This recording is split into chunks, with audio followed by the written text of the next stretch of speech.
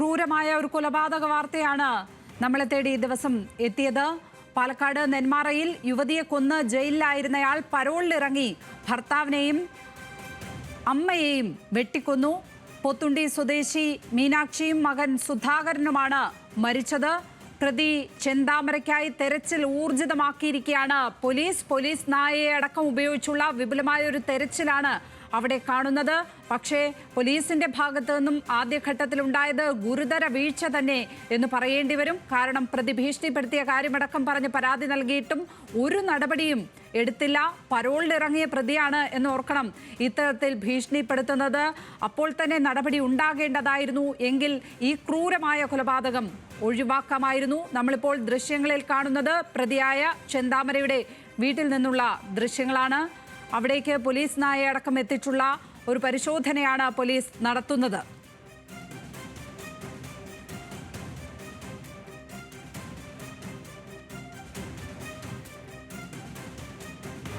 പ്രസാദ് ഉടുമ്പശ്ശേരി ചേരുന്നു വിവരങ്ങളുമായി. പ്രസാദ്, ഈ ചെന്താമര എങ്ങോട്ടൊക്കെ പോകുവാനുള്ള ഒരു സാധ്യതയാണ് പോലീസ് മുന്നിൽ കാണുന്നത്? ഇപ്പോൾ എവിടെയൊക്കെ തെരച്ചിൽ നടത്തി കഴിഞ്ഞു?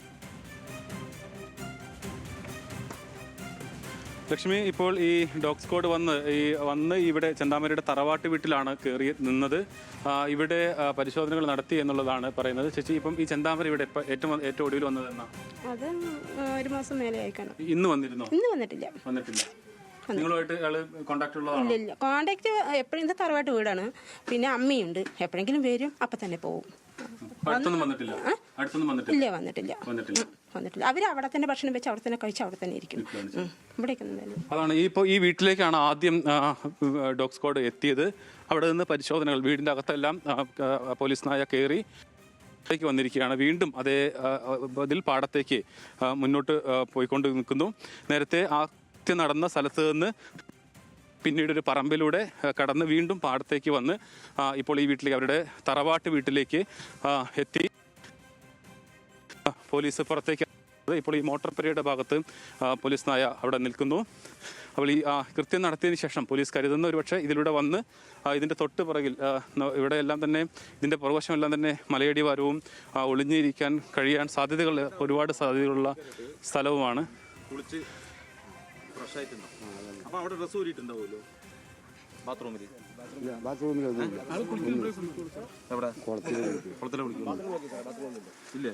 സാർ, ഇപ്പം ഒരു സംശയം ചോദിക്കട്ടെ. ഇപ്പം വന്ന് ഇവിടെ വീട്ടിലേക്ക് കയറി എന്താണെന്ന് മനസ്സിലാക്കേണ്ടതെന്ന് പറയും. അവർക്ക് പ്രതികരണത്തിന് പ്രശ്നമുണ്ട്. അതായത് പോലീസ് നായ വന്ന് അപ്പോൾ തറവാട്ട് വീട്ടിൽ കയറി അത് പുറത്തേക്ക് വന്നിരിക്കുകയാണ്. ഇപ്പോൾ ഈ പാടത്ത് കുളത്തിന് സമീപം നിൽക്കുന്നു. അപ്പോൾ ഒരു പ്രാഥമിക നിഗമനം ഒരുപക്ഷെ ഇവിടെ വന്ന് കുളിച്ചതിന് ശേഷം അയാൾ രക്ഷപ്പെട്ടിട്ടുണ്ടാകും എന്നുള്ളതാണ്. ഇപ്പോൾ പോലീസ് നായയ്ക്ക് ഇവിടെ നിന്ന്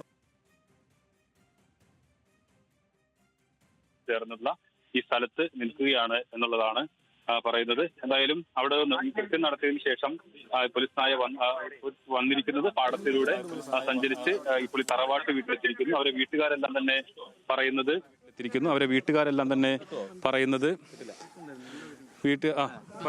കുറച്ചൊരു 1/2 കിലോമീറ്ററിനപ്പുറത്ത് വെച്ചിട്ട് ആളിനെ കണ്ടിട്ടുണ്ടായിരുന്നു. എപ്പോഴാണ് കണ്ടേ?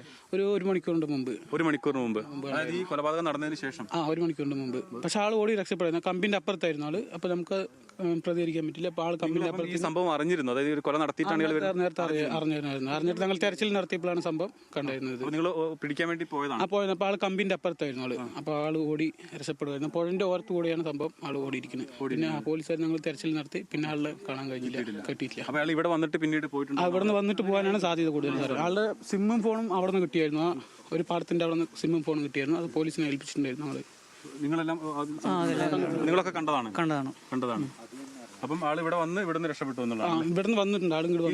രക്ഷപ്പെടാനുള്ള ഈ മുമ്പ് ഇതേപോലെ ഒരു കൊലപാതകം നടത്തിയ ശേഷം ഇവിടുന്ന് ആള് ഇതിന് തൊട്ട് മേലെ നിന്നാണ് സാറെ കിട്ടിയത്. അവിടെ ഒരു കാട്ടിനകത്ത് നിന്നാണ് ആളിന് കിട്ടിയത്. ഇപ്പൊ മിക്കവാറും കാട് കയറാനാണ് സാധ്യത. അപ്പൊ അവിടെ ഒരു കാടുണ്ട്, അങ്ങോട്ട് ഒരു കാടുണ്ട്. 2 ഭാഗത്ത് പോകാനാണ് സാധ്യത കൂടുതൽ സാധ്യതയുള്ളത്. നിങ്ങളുടെ പേര്? എൻ്റെ പേര് സുഭാഷ്. ഇപ്പം ലക്ഷ്മി, സുഭാഷ് അദ്ദേഹം ഈ തെരച്ചിലിന് വേണ്ടി ഉണ്ടായിരുന്ന ആളാണ്. അവർ ഈ സംഭവം കൊലപാതകം നടന്നതിന് ശേഷം 1 മണിക്കൂറിന് ശേഷം കണ്ടതാണ് എന്നാണ് പറയുന്നത്. ഇപ്പോൾ സാറേ നമ്മൾക്ക് പറയാൻ പറ്റില്ല. ഓക്കെ, പോലീസ് പറയുന്നത് നേരത്തെ തന്നെ അവരുടെ ഊഹം ശരിയാണ്. കാരണം ആ തെരച്ചിൽ ഇവിടെ കണ്ടിരുന്നു. ഈ സംഭവത്തിന് ശേഷം മണിക്കൂർ മുമ്പ് കണ്ടിരുന്നു എന്നുള്ളതാണ് പറയുന്നത്.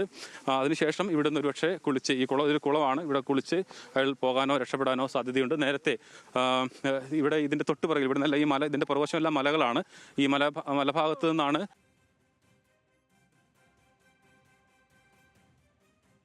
നമുക്ക് ദൃശ്യങ്ങളിൽ കാണാൻ കഴിയും. ഇതിന്റെ ഈ പാടത്തിനോട് ചേർന്ന് കിടക്കുന്ന മലപ്രദേശം കൂടുതൽ കാണാൻ കഴിയും. അവിടെ നിന്നാണ് ഇയാളെ ആദ്യം പിടിച്ചത്. 2019 കൊലപാതകത്തിൽ പിടിച്ചത്. ഇപ്പോൾ 2 പ്രദേശങ്ങൾ ഇങ്ങനെ ഒളിക്കാൻ സാധ്യതയുള്ള 2 പ്രദേശങ്ങളുണ്ട് എന്ന് നാട്ടുകാർ പറയുന്നു. എന്തായാലും വളരെ ക്രൂരമായ ഒരു കൊലപാതകമാണ് നടന്നിട്ടുള്ളത്. അതിൽ ഏറ്റവും വേദനിപ്പിക്കുന്നതും ഞെട്ടിപ്പിക്കുന്നതുമായ സംഭവം, നേരത്തെ തന്നെ ഈ കൊല്ലപ്പെട്ട സുധാകരനും അവരുടെ മകൾ അഖിലയും പോലീസിലെത്തി ഞങ്ങൾക്ക് ഭീഷണിയുണ്ട് എന്ന് പറയുകയും ചെയ്തിരുന്നു. പക്ഷേ പോലീസ് താക്കീത് നൽകി വിടുകയാണ് ചെയ്തിട്ടുള്ളത്. ജാമ്യം റദ്ദാക്കാനുള്ള നടപടികളൊക്കെ മുന്നോട്ട് പോയി എന്നുള്ളത് DYSP പറയുന്നുണ്ട്. പക്ഷേ ഒരു കരുതൽ തടങ്കലിലൊക്കെ സൂക്ഷിക്കാൻ കഴിഞ്ഞിരുന്നെങ്കിൽ ഒരു 2 ജീവൻ രക്ഷിക്കാൻ കഴിയുമായിരുന്നു എന്ന് നാട്ടുകാർ പറയുന്നു. പക്ഷേ പോലീസ് പറയുന്നത് നിയമപരമായി അതിനെല്ലാം തടസ്സങ്ങളുണ്ട് എന്നുള്ളതാണ് പോലീസിന്റെ വിശദീകരണം. എന്തായാലും തൊട്ടടുത്ത് ഒരു റോഡിന്റെ 2 വശങ്ങളിലായി ഒരു പ്രതിയുടെയും അതിൽ കൊല്ലപ്പെട്ട സുധാകരന്റെയും അവരുടെ അമ്മ ലക്ഷ്മിയുടെയും വീട് നിൽക്കുന്നത്. അവിടെ വെച്ചാണ് ഈ ക്രൂരമായ കൊലപാതകം നടക്കുന്നത്. സുധാകരൻ ക്ഷേമനിധിയിൽ പണമടയ്ക്കാൻ വേണ്ടി സ്കൂട്ടർ എടുത്ത് പുറത്തേക്ക് പോകുന്ന സമയത്താണ് കൊടിവാൾ കൊണ്ട് ഇയാൾ പ്രതി ചെന്താമര വെട്ടുന്നത്. സുധാകരന്റെ കരച്ചിൽ കേട്ടാണ് അമ്മ ലക്ഷ്മി ഓടി എത്തുന്നത്. അവരെയും വെട്ടിക്കൊലപ്പെടുത്തുന്നു. അങ്ങനെ അതിനുശേഷം കൃത്യം നടത്തിയതിനു ശേഷം ചെന്താമര ഓടി രക്ഷപ്പെടുകയാണ് ഉണ്ടായിട്ടുള്ളത്. ഇപ്പോൾ ചെന്താമര രക്ഷപ്പെട്ട വഴികളിലൂടെയാണ് നമ്മൾ ആദ്യം പോലീസ് നായ കടന്നുപോയത്. അത് നേരെ തറവാട്ട് വീട്ടിലെത്തുകയും പിന്നീട് അവിടുന്ന് താഴെ കുളത്തിൻ്റെ അവിടെ വന്ന് നിൽക്കുകയും ചെയ്തു. ഇപ്പോൾ പോലീസ് തിരിച്ചു പോവുകയാണ്. ഡോസ്കോഡ് തിരിച്ച് സംഭവ സ്ഥലത്തേക്ക് തന്നെ പോവുകയാണ്.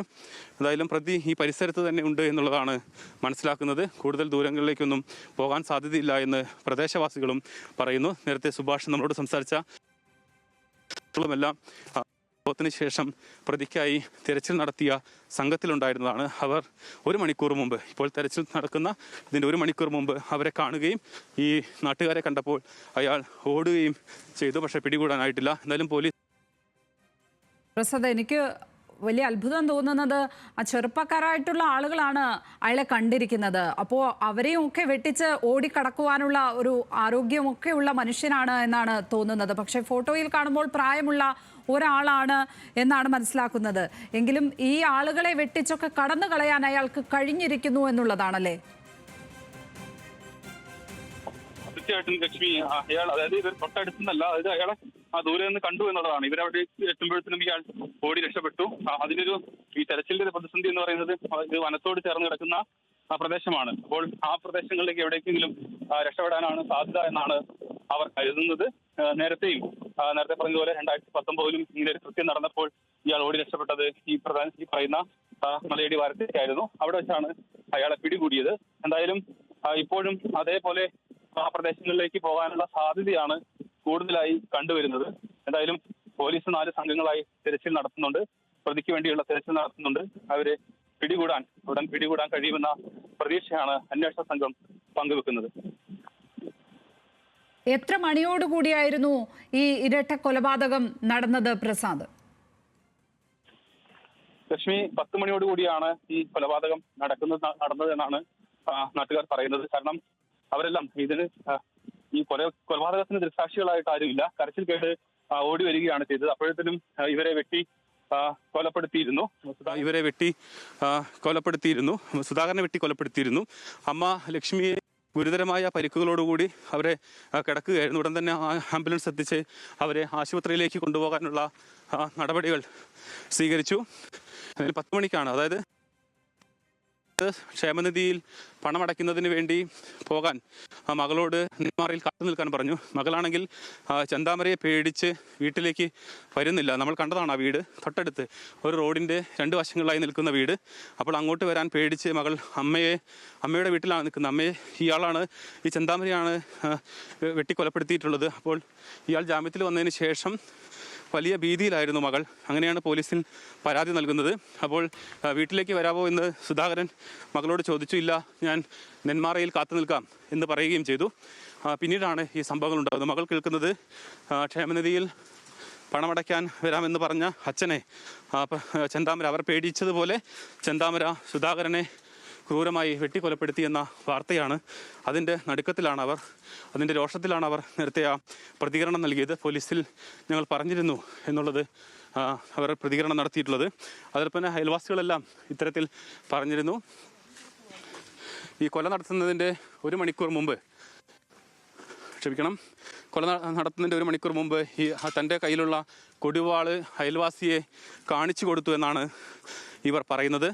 അതിനുശേഷം അവർ ഇതൊരു സാധാരണഗതിയിൽ അയാളുടെ ഒരു വീര്യം പറച്ചിലാകും എന്ന് കരുതി അവർ അത്ര കാര്യമാക്കിയില്ല എന്ന് അവർ പറയുന്നു. ഇടയ്ക്കെല്ലാം ഇങ്ങനെ പറയാറുള്ളതാണ്, പക്ഷേ ഇങ്ങനെ ഒരു കൊല നടത്തുമെന്ന് അവരാരും കരുതിയതല്ല.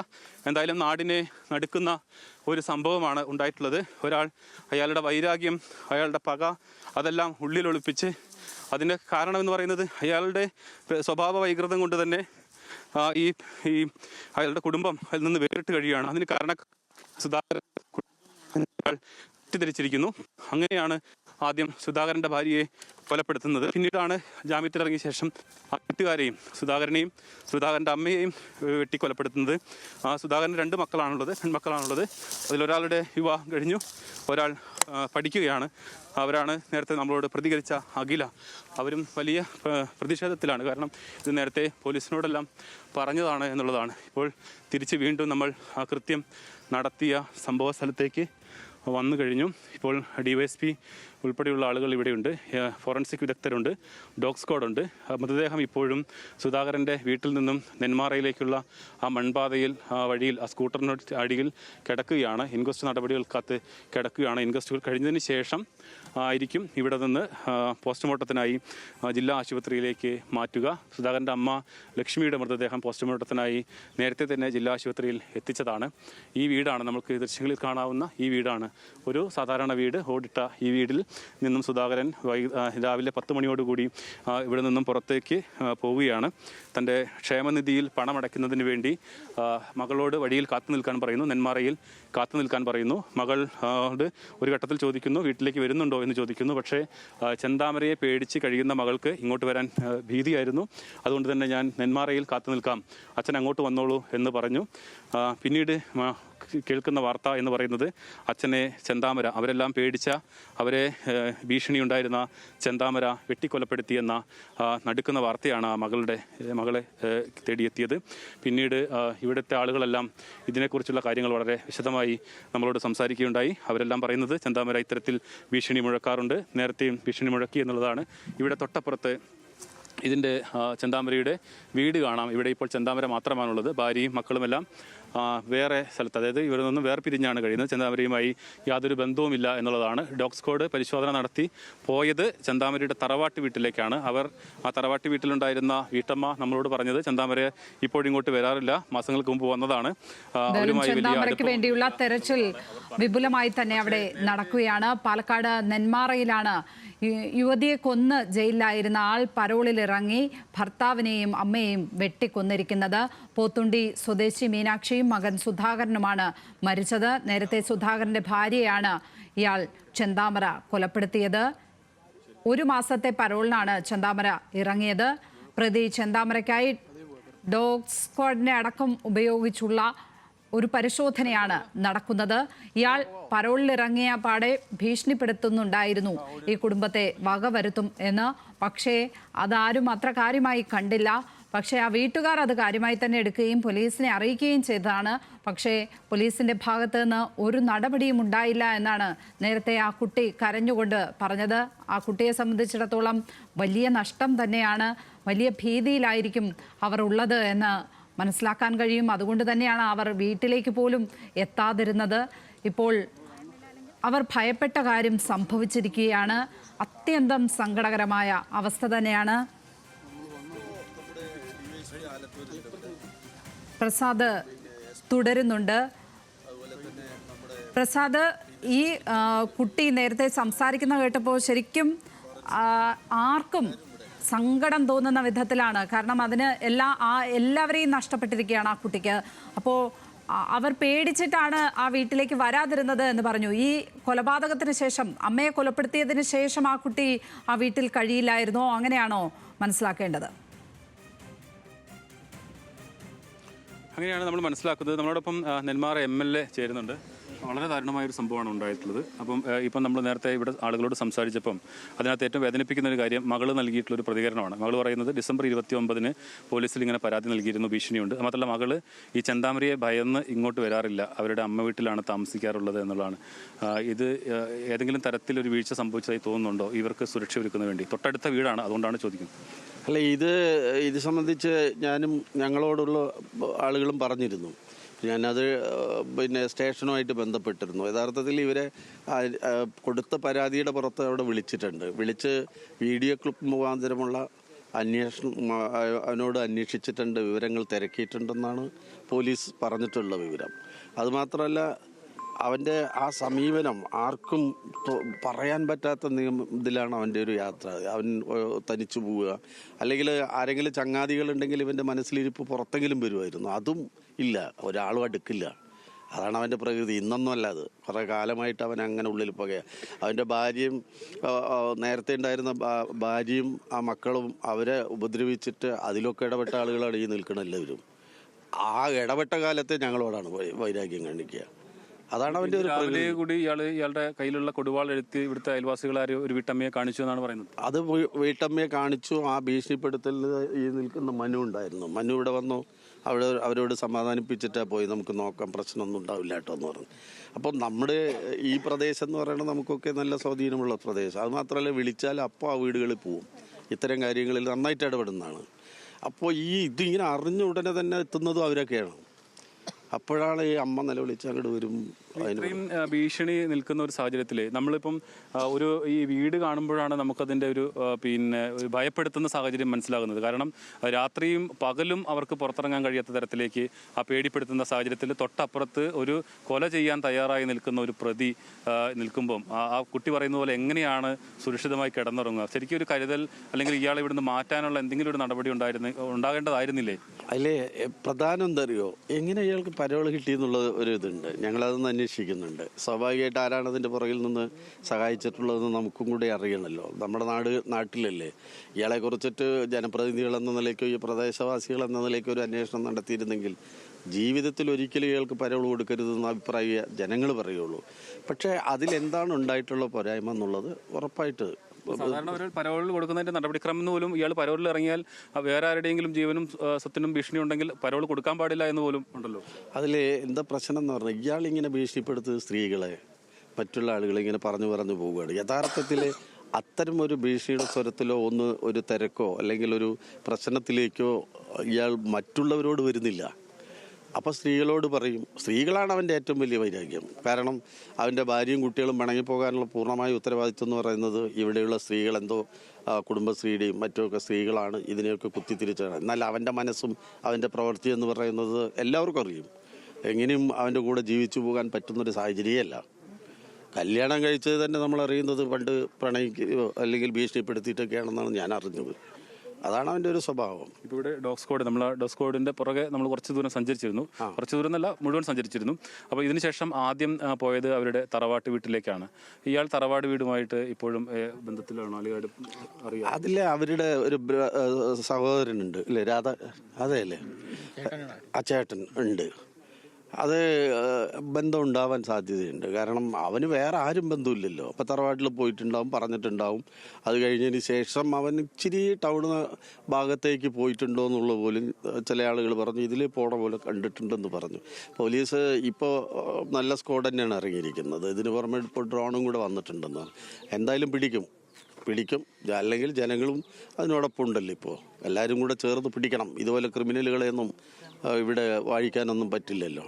അതിനനുസരിച്ച് നിയമപരമായിട്ടല്ലേ നമുക്കെല്ലാവർക്കും പോകാൻ പറ്റും. അത് ഉണ്ടാവും. തീർച്ചയായും അതാണ് ലക്ഷ്മി ഇപ്പോൾ MLA പറയുന്നത്. എന്തായാലും ഈ സംഭവത്തിൽ നടപടി ഉണ്ടാകും. ആളെ പിടിക്കാനുള്ള നടപടികളിലേക്ക് കടക്കുകയാണ്. ഡ്രോൺ ഉപയോഗിച്ച് തിരച്ചിൽ നടത്തും. 28 അംഗ സംഘമാണ് ഈ അന്വേഷണം നടത്തുന്നത്. 4 ടീമുകളിലായി പരിശോധന നടത്തും എന്നുള്ളതാണ് പറയുന്നത്. എന്തായാലും വളരെ ദാരുണമായ ഒരു സംഭവം. ഇപ്പോഴും ഇൻക്വസ്റ്റ് നടപടികൾ പൂർത്തിയായിട്ടില്ല. ഇൻക്വസ്റ്റ് നടപടികൾ നടന്നുകൊണ്ടിരിക്കുന്നതേ ഉള്ളൂ. അവിടെ റോഡിൽ ഇവിടെ നമുക്ക് കാണാം, റോഡിൽ സ്കൂട്ടറും അതിൻ്റെ തൊട്ടടുത്ത് കൊല്ലപ്പെട്ട് കിടക്കുന്ന സുധാകരനെയും കാണാൻ. തൊട്ടപ്പുറത്ത് ഫോണുണ്ട്. ആ ഫോണ് ഇവിടെ ആളുകൾ പറയുന്നത് ചില സമയങ്ങളിൽ ഫോണ് അടിക്കുന്നുണ്ട്. അതായത് സുധാകരനെ ഇപ്പോഴും ആളുകൾ വിളിക്കുന്നുണ്ട്. ഇത് ഈ മരണവിവരം അറിയാതെയൊക്കെ വിളിക്കുന്ന ആളുകൾ ഒരുപക്ഷെ ഉണ്ടായേക്കാം. എന്തായാലും വളരെ ദാരുണമായ ഒരു സംഭവം. തൊട്ടടുത്ത് 2 വീടുകളിൽ കഴിയുന്ന ഒരു വീട്ടിൽ കൊല നടത്താൻ വേണ്ടി വെല്ലുവിളിച്ച് നടന്നിരുന്ന ഒരാളും തൊട്ടപ്പുറത്ത് ഭീതിയോട് കഴിഞ്ഞിരുന്ന ഒരമ്മയും മകനും അയാളുടെ മകൾ ഇതിൽ പേടിച്ച് തൊട്ടപ്പുറത്ത് ഈ വീട്ടിലേക്ക് പോലും വരാതെ അമ്മ വീട്ടിൽ അവരുടെ അമ്മയെ ഈ പ്രതി ചെന്താമര കൊലപ്പെടുത്തിയതാണ്. അയാളെ പേടിച്ചാണ് മകൾ ഇങ്ങോട്ട് വരാതെ ഇരുന്നത്. അതിൽ കഴിഞ്ഞ ഡിസംബർ 29-ന് പോലീസിൽ പരാതി നൽകിയിരുന്നു. അതോടൊപ്പം തന്നെ MLA പറഞ്ഞ ഒരു വളരെ പ്രധാനപ്പെട്ട കാര്യം ഇയാൾക്ക് എങ്ങനെയാണ് പരോൾ കിട്ടിയത് എന്നത് സംബന്ധിച്ചുള്ള പരിശോധനകൾ നടത്തുമെന്നുള്ളതാണ്. പക്ഷേ അവസാനം പേടിച്ചത് ഭയന്നത് സംഭവിച്ചിരിക്കുന്നു എന്നുള്ളതാണ് എല്ലാവരെയും ഞെട്ടലോടുകൂടി നടുക്കത്തോടുകൂടി കാണുന്നത്. എല്ലാവരും അത്രയേറെ വേദനയിലാണ് ഈ നാട്ടുകാർ. അവരുടെ പ്രതിഷേധം അവരെല്ലാം തന്നെ അറിയിച്ചു കഴിഞ്ഞു. പോലീസിന്റെ ഭാഗത്ത് നിന്നും ഇത്തരമൊരു ഭീഷണിയുണ്ട് എന്നുള്ളൊരു വിവരം കിട്ടിയിട്ട് ഒരു കൃത്യമായ ഒരു ഇടപെടൽ, ഒരു താക്കീത് നൽകി വിട്ടയച്ചു എന്നതിൻ്റെ അപ്പുറത്തേക്ക് ഒരു ഇടപെടൽ ഉണ്ടായില്ല എന്നുള്ള പരാതികൾ എല്ലാവരും ഈ നാട്ടിലെ എല്ലാവരും ഒരുപോലെ പറയുന്നുണ്ട്. പക്ഷേ പോലീസ് പറയുന്നത് ഞങ്ങൾക്ക് നിയമപരമായി ചെയ്യാനുള്ളത് ചെയ്തു, അയാളെ താക്കീത് ചെയ്തു വിട്ടയക്കുകയാണ് ഉണ്ടായിട്ടുള്ളത്. പക്ഷേ അതിലെ സാഹചര്യം എന്ന് പറയുന്നത് ആ താക്കീത് ചെയ്ത് വിട്ടയച്ചാൽ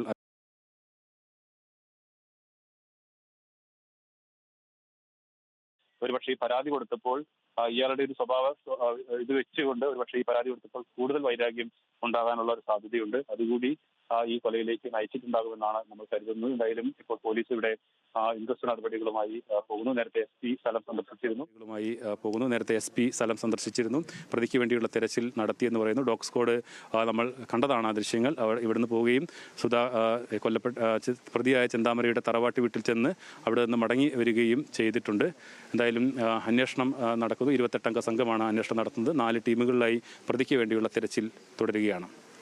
പ്രസാദ്, നെന്മാറ MLA K. ബാബു പറഞ്ഞത് പ്രകാരം ഇയാൾ അവിടെ വലിയൊരു പ്രശ്നക്കാരൻ തന്നെയാണ്. ഇങ്ങനെ വളരെ വിചിത്രമായ സ്വഭാവ വൈചിത്രങ്ങളുള്ള ഒരാൾ. അദ്ദേഹത്തിൻ്റെ വാക്കുകളിൽ നിന്ന് പിടികിട്ടുന്നത് ഈ പരോളിനായി ആരെങ്കിലും കൂട്ടുനിന്നോ എന്നറിയില്ല എന്നുള്ളതാണ്. ഇത്തരം ആളുകളെ പരോൾ കൊടുത്ത് വിടുന്നത് തന്നെ വലിയൊരു പ്രശ്നമാണ് സമൂഹത്തിന് എന്നുള്ളത് നമുക്കെല്ലാവർക്കും അറിയാം. അപ്പോഴും ഇത്തരം ഭീഷണിയും പകയുമായി നടക്കുന്ന ഒരു വ്യക്തിയാണ് പരോളിൽ ഇറക്കി വിട്ടത്. ഇനി പരോളിൽ ഇറക്കി വിട്ടിട്ടും അയാൾ നടത്തിയ ഈ ഭീഷണിയുടെ പേരിൽ അദ്ദേഹത്തെ കരുതൽ തടങ്കലിലെങ്കിലും വെക്കാൻ പോലീസിന് കഴിയുമായിരുന്നു. പക്ഷേ അതിൽ നിയമത്തിൻ്റെ നൂലാമാലയാണ് പോലീസ് പറഞ്ഞത് എന്നാണ് മനസ്സിലാക്കുന്നത്. ആരുടെയെങ്കിലും ഭാഗത്ത് നിന്ന് വീഴ്ചകൾ സംഭവിച്ചിട്ടുണ്ടോ എന്താണ് മനസ്സിലാക്കേണ്ടത്? ലക്ഷ്മി, നമുക്ക് അങ്ങനെ പറയേണ്ടി വരും. കാരണം ഇത്തരമൊരു ത്രെട്ട് ഉണ്ടായിട്ട്, ഒരു ഭീഷണി ഉണ്ടായിട്ട്, അതായത് ഒരു സാഹചര്യം സാധാരണഗതിയിൽ ഒരു പരാതി കിട്ടിക്കഴിഞ്ഞാൽ തൊട്ടടുത്ത വീട്ടുകാരനാകുമ്പോൾ, അതായത് തൊട്ടടുത്ത് അയാൾ ഒരു സാധാരണ ഒരു അടിപിടി കേസിലെ ഒരു പ്രതിയല്ല. അയാളുടെ ഈ സുധാകരൻ്റെ ഭാര്യയെ കൊലപ്പെടുത്തിയ ആളാണ്. സുധാകരൻ്റെ ഒരു മകൾ ഭയന്ന് ഇയാളെ പേടിച്ച് മറ്റൊരു വീട്ടിൽ, അതായത് അവരുടെ അമ്മ വീട്ടിൽ കഴിയുന്നു. ആ അമ്മയെയാണ് ഇയാൾ കൊലപ്പെടുത്തിയിട്ടുള്ളത്. അപ്പോൾ ഇയാൾ ഇടയ്ക്കിടയ്ക്ക് ഇവിടുത്തെയുള്ള അയൽവാസികളോടും മറ്റും ഞാൻ 2 പേരെ തീർക്കും, അല്ലെങ്കിൽ ഇടയ്ക്ക് ആയുധമുണ്ട് എന്ന് പറയുന്നു. അങ്ങനെ എല്ലാ സാഹചര്യങ്ങളും ഈ പ്രതി വളരെ തോതിൽ ഭീഷണിപ്പെടുത്തുന്നു എന്നുള്ളതാണ്. അപ്പോൾ ഒരു സംഭവം ഉണ്ടായാൽ പെട്ടെന്ന് ഓടിയെത്താൻ പോലും ആളുകൾക്ക്, അത് തടുത്തു നിർത്താൻ പോലും ആളുകൾക്ക് കഴിയുന്നതല്ല. ഇപ്പോൾ നമുക്ക് ഈ സ്കൂട്ടർ കിടക്കുന്നത് കാണാം. അദ്ദേഹം ഇവിടെ നിന്ന് സുധാകരൻ ക്ഷേമനിധിയിലേക്ക് പണം അടയ്ക്കാൻ വേണ്ടി പോകുന്ന വഴിയിലാണ്. ഇത് മകൾ പറയുന്ന അവർ പറഞ്ഞ കാര്യമാണ്. അവിടെ നിന്നും ക്ഷേമനിധിയിലേക്ക് പണം അടയ്ക്കാൻ പോകുന്നു. മകളോട് ഭാര്യ വീട്ടിൽ, അതായത് മകൾ അവരുടെ അമ്മ വീട്ടിലാണ് കഴിയുന്നത്, അപ്പോൾ ഇങ്ങോട്ട് വരുന്നുണ്ടോ എന്ന് ചോദിച്ചു. അപ്പോൾ ഇല്ല, എനിക്ക് അങ്ങോട്ട് വരാൻ പേടിയാണ്, ഞാൻ നെന്മാറയിൽ തന്നെ നിന്നോളാം എന്ന മകൾ പറയുന്നു. ശരി, അങ്ങനെ മകളുടെ അടുത്തേക്ക് ഇദ്ദേഹം മകളെയും കൂട്ടി ക്ഷേമനിധിയിലേക്ക് പണമടയ്ക്കാൻ വേണ്ടി പോകുന്നു. അങ്ങനെ ഈ വീട്ടിൽ നിന്നും, ആ വീട്ടിൻ്റെ അവരുടെ മുറ്റത്ത് നിന്ന് വാഹനമെടുത്ത് ഒരു 10-20 മീറ്റർ മുന്നോട്ട് വരുമ്പോഴാണ് ഈ വളവിൽ വെച്ച് ഈ പ്രതി ചെന്താമര ഇവരെ വെട്ടിക്കൊലപ്പെടുത്തുന്നത്, ക്രൂരമായി വെട്ടിക്കൊലപ്പെടുത്തുന്നത്. തൊട്ട് മകൻ്റെ കരച്ചിൽ കേട്ട് ഓടിയെത്ത അമ്മയും അയാൾ ക്രൂരമായി വെട്ടുന്നു. അവിടെ വെച്ചാണ് ഈ 2 പേരും, അമ്മയെ ഗുരുതര പരിക്കുകളോടുകൂടി അപ്പം തന്നെ ആശുപത്രിയിലേക്ക് മാറ്റി. പക്ഷേ സംഭവ സ്ഥലത്ത് വെച്ച് സുധാകരൻ മരിച്ചതുകൊണ്ട് അതിൻ്റെ ഇൻക്വസ്റ്റ് നടപടികളെല്ലാം തന്നെ പൂർത്തിയാക്കുന്നു. നമുക്കിപ്പോൾ വീണ്ടും DYSPയിലേക്ക് ഒന്ന് പോകാം. ഒറ്റ കാര്യമേ ഉള്ളൂ, ഡോഗ് സ്ക്വാഡ് ഒന്ന് അവിടെയൊക്കെ പോയി വന്നിരുന്നു. നമുക്ക് എന്തെങ്കിലും സൂചനകൾ ലഭിച്ചിട്ടുണ്ടോ? ഇല്ല, രാവിലെ അയാൾ അദ്ദേഹത്തിൻ്റെ ഒരു 1.5 കിലോമീറ്റർ അപ്പുറത്തുള്ള തറവാട്ട് വീട്ടിൽ പോയതായിട്ടാണ് അറിവ്. അതുവരെ പോലീസ് ഡോഗ് പോയുള്ളൂ. അതിനുശേഷം തിരികെ വരികയാണ് ചെയ്തത്. അതിനുശേഷം ഒന്നുകിൽ മലയ്ക്ക് കയറാം, മല വഴി എലവഞ്ചേരി ഭാഗത്തേക്ക് ഇറങ്ങാം, അല്ലെങ്കിൽ നെന്മാറ ടൗണിലേക്ക് പോകാമെന്നാണ് പ്രദേശവാസികൾ പറയുന്നത്. പിടിക്കാനുള്ള ഒരു 4 ടീമുകളായിട്ട് നോക്കിക്കൊണ്ടിരിക്കുന്നത്. അതെ. നേരത്തെ പറഞ്ഞു തന്നെയാണ്. അതായത് 4 സംഘങ്ങളായി തിരിഞ്ഞുകൊണ്ട് പ്രതിക്കായുള്ള തെരച്ചിൽ നടത്തുന്നു എന്നുള്ളതാണ്. എന്തായാലും വലിയ ഒരു സംഭവം, നാടിനെ നടുക്കിയ സംഭവം. ഒരു കേസിൽ അവരെ ഒരു കുടുംബത്തിലെ 3 പേരെ കൊലപ്പെടുത്തിയ ചെന്താമര 2019 സുധാകരൻ്റെ ഭാര്യ സജിതയെ കൊലപ്പെടുത്തി. അതിൽ ജയിലിലായിരുന്നു. പിന്നീട് പരോളിൽ പുറത്തിറങ്ങിയതിന് ശേഷം ഈ 2 പേരെയും, സുധാകരനെയും സുധാകരൻ്റെ അമ്മ ലക്ഷ്മിയെയും കൊലപ്പെടുത്തി. ഇപ്പോൾ അയാൾ ഒളിവിലാണ്. തൊട്ടപ്പുറത്ത് ഇവിടെ എവിടെയെങ്കിലും, അതായത് ഈ മലമേഖലയിലാണ് ഇതുള്ളത്. പൊത്തുണ്ടി അല്ലെങ്കിൽ നെല്ലിയാമ്പതിയോട് ചേർന്ന് കിടക്കുന്ന മലയോര മേഖലകളിൽ എവിടെയെങ്കിലും ഒളിവിൽ കഴിയുന്നു എന്നുള്ളൊരു സൂചന പോലീസിനുണ്ട്. അതല്ലെങ്കിൽ നെന്മാറ ടൗണിലേക്ക് കടന്നാൽ അയാൾ ഏതെങ്കിലും വാഹനത്തിൽ കയറി രക്ഷപ്പെടാനുള്ള സാധ്യതയുമുണ്ട്. എന്തായാലും പോലീസ് തെരച്ചിൽ ഊർജിതമാക്കിയിട്ടുണ്ട് എന്നുള്ളത് തന്നെയാണ്. വലിയ തോതിലുള്ള, നേരത്തെ പറഞ്ഞ പോലെ പ്രതിഷേധങ്ങളെല്ലാം തന്നെ ഉയർന്നിട്ടുണ്ട്. നാട്ടുകാരെല്ലാം തന്നെ പറയുന്നത് ഇങ്ങനെ ഭീഷണി പറഞ്ഞിട്ടും ആവശ്യമായൊരു നടപടി ഉണ്ടായിട്ടില്ല എന്നുള്ളതാണ്.